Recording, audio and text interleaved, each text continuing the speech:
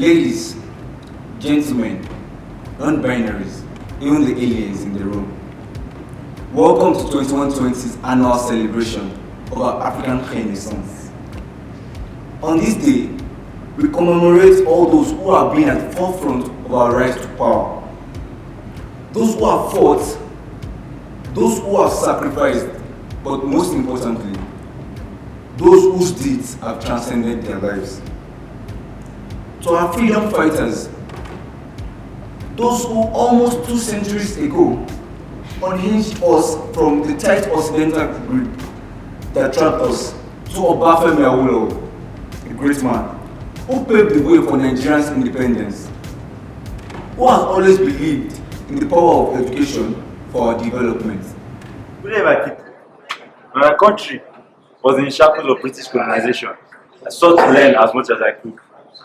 I ended up studying law at the University of London, and I became the first person to publish a Federalist Manifesto as a Nigerian politician. During my tenure, I found a political group called Action, and I sought to invest in education because education is life, and education is the way of people. Then, today, my brainchild, the Obafemi Awolowo University, stands there as a monument and shows that we can accomplish a lot from the motherland. Thank you. To those of us who didn't let our knowledge systems fade away, who continue to keep in touch with the beliefs that were indigenous to them, to Wangari Muta Matai, who protected the earth with an undying passion. No matter how dark the cloud, there will always be a silver lining, and that is what we must look for.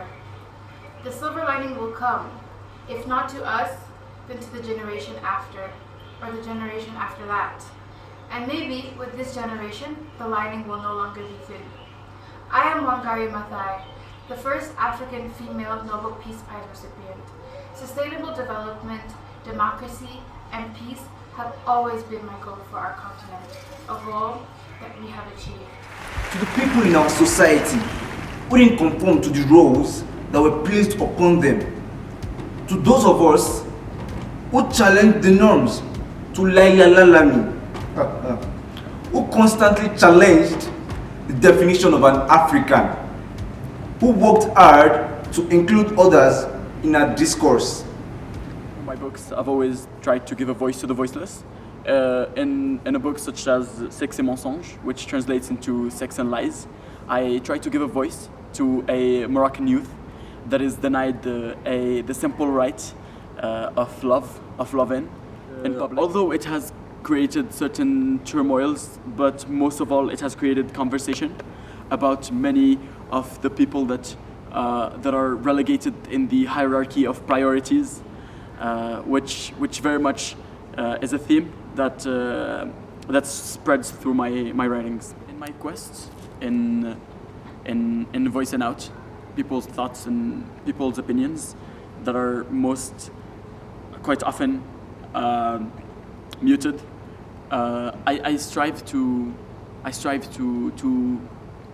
make the African continent a more united one, one where north, south, east, and west are all part of one big puzzle that comes together, that helps one another, that completes one another in order to thrive.